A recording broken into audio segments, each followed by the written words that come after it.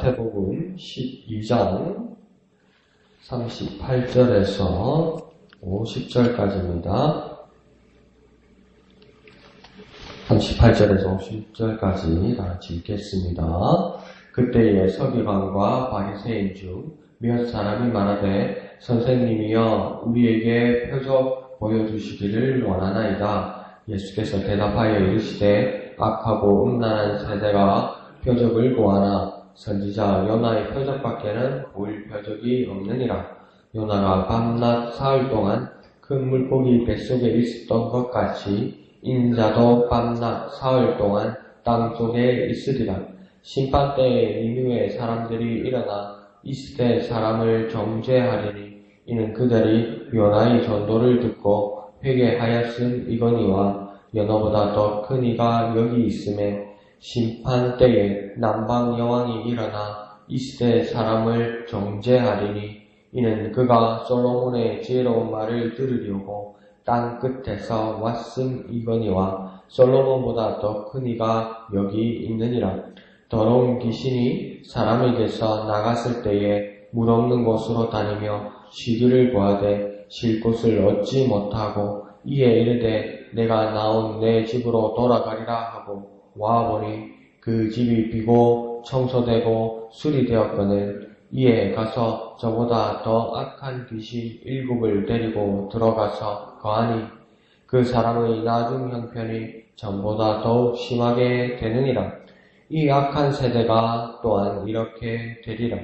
예수께서 우리에게 말씀하실 때에 그의 어머니와 동생들이 예수께 말하려고 밖에 섰더니 한 사람이 예수께 여짜오되 보소서 당신의 어머니와 동생들이 당신께 말하려고 밖에 서 있나이다 하니 말하던 사람에게 대답하여 이르시되 누가 내 어머니며 내 동생들이냐 하시고 손을 내밀어 제자들을 가리켜 이르시되 나의 어머니와 나의 동생들을 보라. 누구든지 하늘에 계신 내 아버지의 뜻대로 하는 자가 내 형제요 자매요 어머니이니라 하시더라. 아멘. 오늘은 사람들이 예수님께 요구하는 것이 38절에 보면 있습니다. 그런데 이 구하는 것이 무엇이냐면 표적을 구한다고 말하고 있습니다. 그러니까 그런데 이 표적이라는 것을 우리 흔히 말하는 기적이나 초자연 현상만을 말하는 것일까? 그렇게 생각할 때 이 질문을 한 사람이 누구인지를 보면 조금 더 깊이 생각해야만 할 것 같습니다. 이 표적을 구한 사람은 서기관과 바리새인들입니다. 그러면 이들은 율법의 나름의 정통성을 가지고 또 자부심을 가지고 있는 사람입니다. 그러면 이들이 표적을 예수님께 구했다는 것은 어떤 표적이냐면 예수가 메시아라는 표적, 증표를 달라고 말한 것입니다. 그냥 초자연적인 기적을 보면서 홀리고 막 그냥 딸려가고 신비한 것을 보아서 그냥 끌려가는 그런 것을 구하는 것이 아니라 나는 이미 율법과 하나님의 말씀의 예언과 선지자의 말들의 정통에 있는데 그 말씀을 따라 예수 당신이 메시아로 온 것이면 그 증거를 보여달라. 그 증표를 보여달라. 그것으로 표적을 보여달라고 그러는 것입니다. 진짜 당신이 하나님의 선지자보다도 더 큰 자, 그리스도인지 그 증거를 대달라고 예수님께 구하고 있는 것입니다. 그러니까 오늘 우리가 구하는 그리스도인지를 구하는 표적에 대해서 다시 한번 되돌아보아야만 할 것입니다. 우리가 구하는 그리스도인들이 구하는 현대교회가 구하는 표적의 이유는 무엇입니까? 혹시 나 자신을 위한 것이 아닙니까? 우리들만을 위한 것이 아닙니까? 그런데 오늘 그 이기적으로 모습으로 보이는 그 바리새인들과 서기관들도 예수님이 메시아인 증거를 대달라고 이야기하는 것입니다. 그러니 오늘 주님께서 우리에게 와셔서 그들이 구하는 표적과 우리가 구하는 표적을 보면서 비교하신다면 우리는 잘못하면 책망 들을 수도 있는 것입니다. 그러므로 우리가 구하는 모든 증거들은 무엇입니까? 예수가 그리스도이라는 그 증거, 그 표적을 구하고 그 표적을 향하여 목적으로 나아가는 저와 여러분이 되어야만 할 것입니다. 그렇게 우리보다 나은 질문을 한 것 같고 표적을 구한 것만 같은데 39절에 예수님은 그들도 또한 맹렬하게 비판하십니다. 어떤 세대라고 그 당시를 이야기하고 있냐면 악하고 음란한 세대라고 이야기합니다. 왜 악하고 음란한 세대라고 예수님께서 말씀하셨을까요? 의심하고 또 본질도 아닌 그림자 표적을 보여주어야 주목하는 그 진리를 잃어버린 모습을 보고 악하고 음란한 세대라고 합니다. 눈에 보이는 거 있고 만져지는 것 있고 그것에 대해서 끌리는 그 현상은 그대로 있을지라도 이들이 여전히 악하고 음란한 세대는 뭐냐면 본질인 진리를 잃어버린 세대라고 이야기하는 것이죠. 우리의 모습에서도 우리 눈앞의 일들과 우리 손에 잡혀있는 일들로 주님 앞에 어떤 기적을 구할 때 주님에게 동일한 어떤 책망을 들을 수도 있는 겁니다. 진리를 여전히 잃어버리고 있고 본질을 구하고 있지 않기 때문에 악하고 음란한 세대라는 소리를 들을 수도 있다는 것입니다. 거기에 대해서 우리는 우리 자신에게 경종을 울려야만 할 것입니다. 40절에 예수님의 대답은 뭐냐면 단지 선지자 요나의 표적밖에 없다고 말합니다. 물고기 뱃속에 요나가 사흘 동안 있었던 것처럼 인자 되신 예수님도 밤낮 사흘 동안 땅속에 있을 것이라고 얘기합니다. 요나가 물속의 뱃속 깊은 곳에 이르러서 요나가 하나님 앞에 고백하면서 기도할 때 뭐랍니까? 내가 수월의 음부의 깊은 곳에 이르렀나이다 이렇게 말하죠. 아무 빛도 없고 어두운 저 땅속 깊은 곳, 지옥과 같고 저승과 같은 곳에 이르렀다고 이야기합니다. 예, 죽음입니다. 인자 되신 예수 그리스도께서도 표적은 뭐냐면 그게 기적 아니냐는 겁니다. 하나님이 죽을 수 있다는 것, 상상도 못하는 일이죠. 그런데 하나님이 죽는 일, 이것도 있을 수 없는 일이죠. 그런 표적, 예수님께서 사흘 동안 땅속에 죽음 가운데 있을 것이라는 것, 그 표적밖에 없다고 얘기하는 것입니다. 그러니까 서기관과 바리새인들이 대표하는 그 전통과 말씀의 권위자들이 꿈꾸던 그런 왕국과는 정반대로 완전 살아나고 완전 기적이 일어나는 그런 것과 정반대로 완전 죽음을 확인하는 물고기 속, 땅속, 흑암 속에서 그들의 기대와 꿈을 완전히 무너뜨릴 것이라고 이야기합니다. 우리에게 표적, 우리에게 기적은 무엇일까요? 우리의 꿈들이, 우리의 그 사사로운 계획들이 산산이 무너지는 것, 완전 땅속 깊이 묻히는 것, 그것도 우리에게 정말 큰 기적일 수 있는 겁니다. 그게 예수 그리스도의 사람으로 세상의 모든 그 소망들을 끊어버리는 그 표적이 될 수도 있다는 것을 우리는 거꾸로 다시 한번 생각해 보아야만 할 것입니다. 그런데 오늘 41절에 보면 예수님께서 뭐라면 니느웨 사람들은 그 요나의 성의 없는 말을 듣고도 하나님의 말씀이라고 믿어 회개하고 심판을 면했다. 요나가 얼마나 성의 없이 끝에 가서 그렇게 말씀을 전했느냐. 그러나 이 세대 사람들은 비교되게 심판받고 정죄받게 될 것이다. 하나님의 말씀이라고 하나님의 아들이 와서 하나님께서 하나님의 뜻을 성의 있게 그 말씀을 주는데도 그 말씀을 주시는데도 그 그리스도의 말씀을 듣지 않았기 때문에 당연히 비교되고 심판받고 정죄받을 것이다. 예수님은 그렇게 말씀하시는 것입니다. 그러니까 오늘 우리에게도 예수의 말씀은 너무나도 풍성합니다. 풍성하다 못해 이제는 우리는 어떤 생각을 하게 되냐면 귀한 줄도 모르게 됩니다. 그러니까 그 은혜에 비교되게 우리 자신은 회개하지도 않고 심판을 의식하지도 않습니다. 그러면 우리에게 남은 표적은 무엇만 있겠습니까? 정죄받을 표적밖에 없다. 예수님은 그렇게 말씀하시는 것만 같습니다.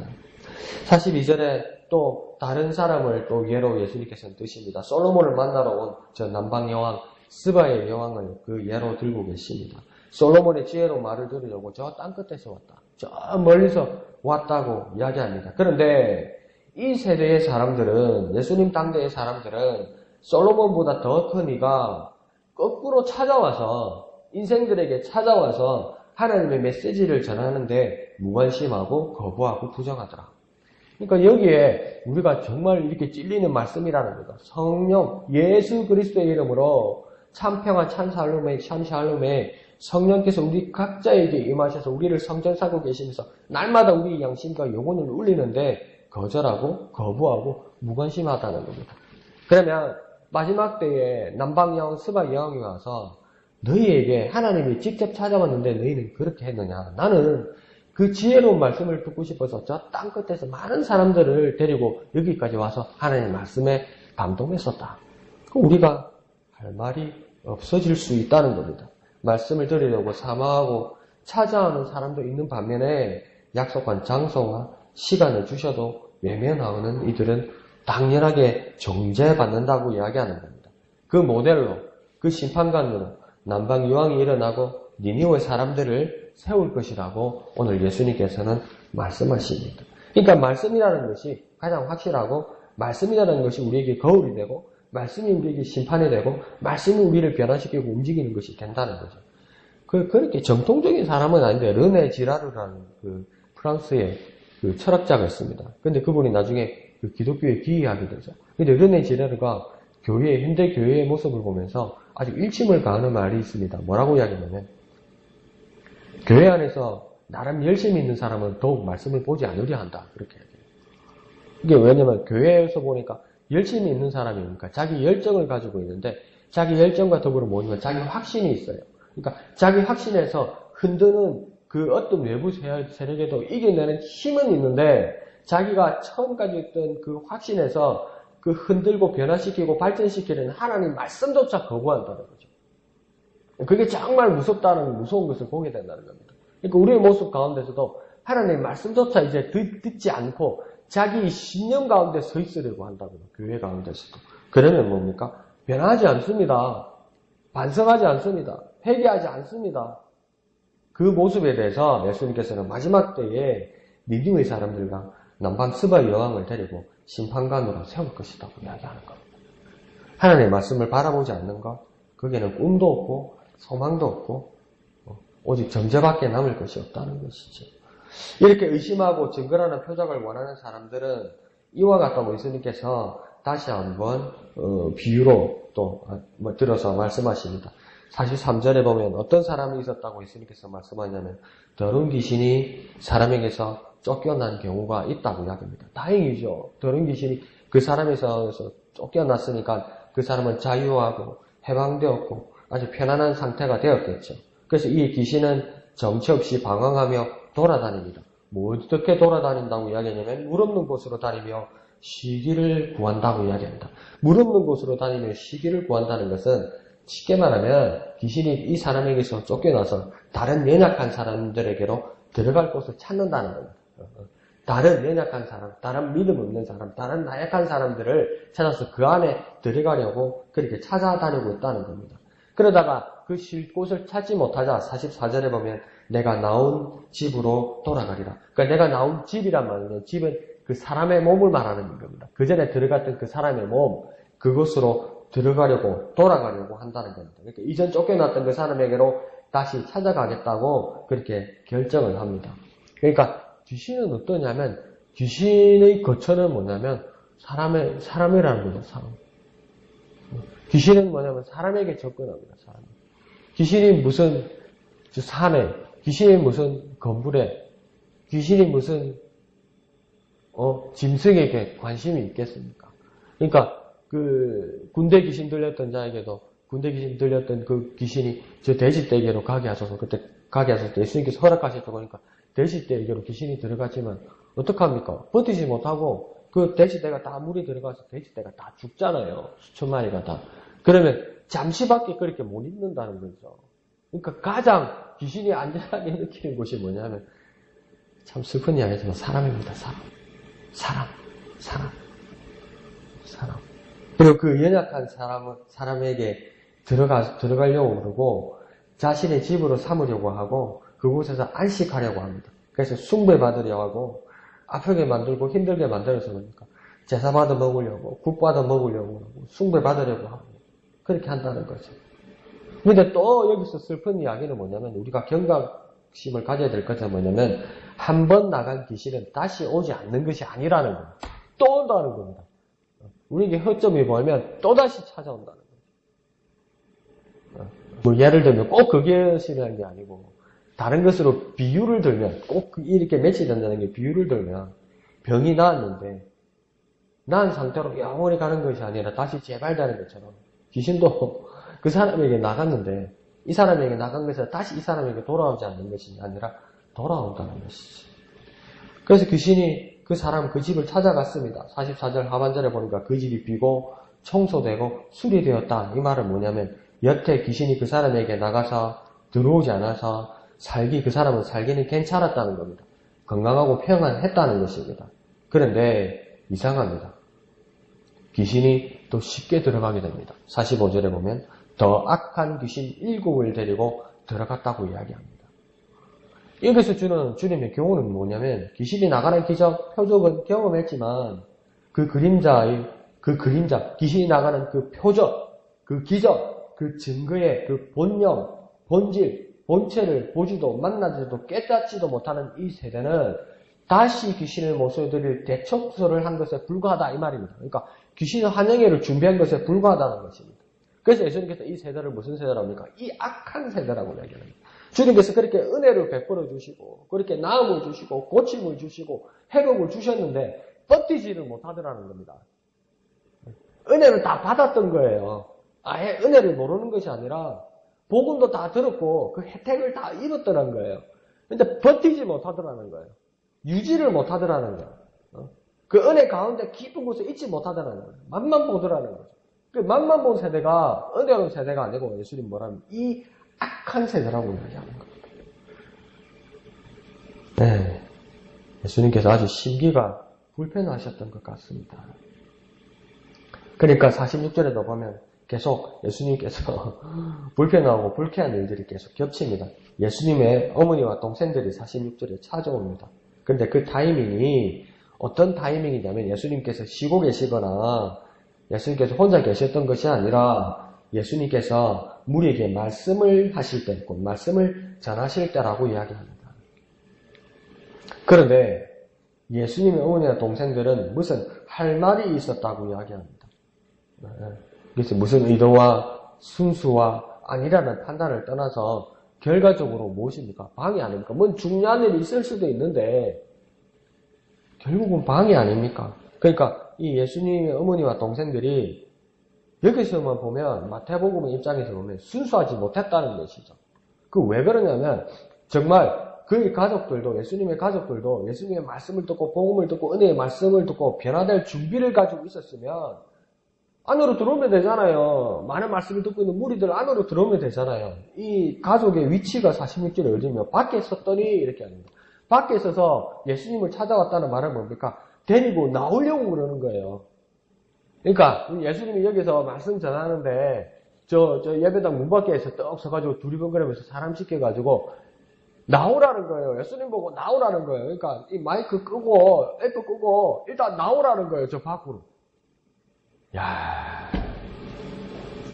이게 하나님 입장에서 하나님 말씀을 전하는 입장에서 이게 얼마나 무례한 겁니까? 하나님 앞에도 무례한 거지만 이 말씀을 사모하는 무리들 앞에서 이게 얼마나 무례합니까? 이 무리 밖으로 나오라는 겁니다. 나는 가족이고 특권이 있으니까 내가 중요한 할 말이 있으니까 하나님 말씀 전하는 것보다 더 중요한 게 있으니까 너 밖으로 나와보라는 거죠. 아들 예수는 밖으로 나와보라는 거죠. 형님 예수는 밖으로 나와보라는 거예요. 조카 예수는 밖으로 나와보라는 거예요. 일단 야 이거 월권 아닙니까? 이렇게 하는 날 입장에서 월권이고 말씀을 듣는 사람들에게서 그 영혼들에게 엄청 무례한 것이죠. 근데 47절에 보면 그게 꼭 그 간사한 사람들이 있습니다. 그 기회를 노리는 사람이 있습니다. 요번에 자유한국당 홍준표 전 대표가 출마를 포기한 이유 중에 하나도 뭐냐면 그 홍준표 대표가 대표로 됐을 때 그 출마할 때 도와주었던 그 참모들이 다 한겨울한 대로 넘어갔다고 그러거든요. 참모가 없어요. 선거할 참모가. 근데 그 유명한 사람 중에 한 사람이 누구냐면 처음에 서울대학교 다닐 때 전두환 대통령 딸하고 결혼을 했어요. 근데 전두환 대통령이 이제 감옥에 가다 보니까 전두환 대통령의 사의라는 것 때문에 아무리 출마해도 정치에 입각을 못하는 거예요. 그래서 전두환 대통령 딸하고 이혼을 했어요. 그리고 대기업 회장 딸하고 결혼을 했어요. 대기업 회장 딸하고 결혼하면서 이제 박근혜 전 대통령을 누나 부르면서 입각을 해서 저 고위직까지 올라가요. 근데 박근혜 대통령이 탄핵당했어요. 박근혜 대통령이 탄핵당하니까 짐을 면회 한 번도 안 가고 짐을 다 싸가지고 홍준표 대표한테 또 가서 참모가 되는 거예요. 홍준표 대표 참모하다가 한중미 대표가 지방선거에서 실패해서 따뜨리니까 이 보따리를 싸고 또 한교안 부지도 얼마나 좋은지 전 대통령 보고 아버지 하다가 또 대통령 새로 된 사람들 오고 누나 그러다가 홍 대표 보고 형 그러다가 그 형도 끈 떨어지니까 보따리 싸가지고 뒤도 안 돌아보고 새로 가능성인 사람들에게 대단합니다. 정치는 그렇게 해야 되는가 봅니다. 어느 공동체에 있으면 그래야 성공하는 것 같습니다.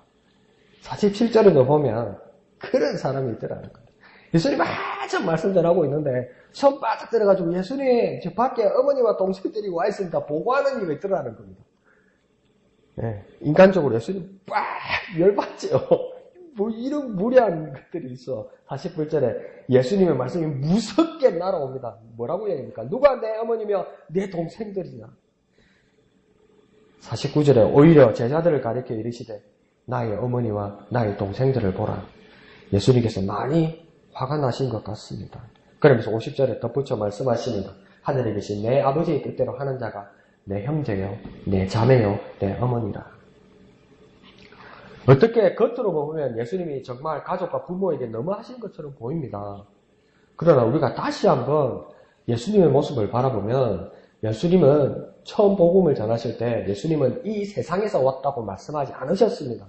하나님의 나라가 왔다고 말씀하셨습니다. 이 세상에 하나님의 나라가 온 것이지 예수님은 이 세상에서 내가 왔다고 말하지 않고 있습니다.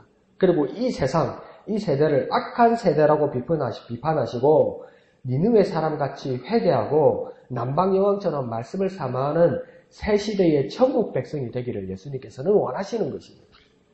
이와 같이 가족이 재편된다고 말하는 것입니다. 나라가 바뀌고 세상이 바뀌고 사람도 중생하여 변화해야 된다고 말씀하시는 것입니다. 사람의 자녀이기 이전에 하나님의 자녀라는 새 가족의 사람답게 아버지 하나님의 뜻대로 행하는 어머니와 동생들, 그 가족, 새 가족, 하나님 나라의 가족이다라고 예수님께서는 강력하게 말씀하시는 것입니다. 그러므로 우리 또한 결단하기를 원합니다. 이 악한 세대에서 예수님이 말씀하시는 새 가족으로 변화하는 저와 여러분 되시기를 예수님의 이름으로 기원드립니다. 기도하겠습니다.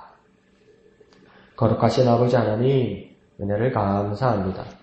우리가 이 악한 세대와 같이 손에 잡히는 그런 표적을 구하는 세대가 아니라 예수 그리스도께서 하나님의 아들로 오셨다는 그 참 증거를 붙들고 그 말씀 앞으로 나아가 겸손해지는 우리가 될 수 있도록 주님 도와주시옵소서. 하나님의 말씀을 따라 회개하고 변화되고 하나님의 나라의 백성답게 살아가는 우리가 되게 하여 주시옵소서. 악한 세대가 되지 아니하고 하나님 나라가 이 세상으로 오셨사오니 하나님의 가족으로 재편되는 우리가 되게 하여 주옵소서. 나라가 바뀌고 세상이 바뀌고 사람도 중생하고 변하는 하나님의 새 가족들, 하나님의 새로운 자녀가 될 수 있도록 날마다 우리를 인도하여 주시옵소서. 모든 것을 감사드리며 거룩하신 예수님의 이름으로 간절히 기도합니다.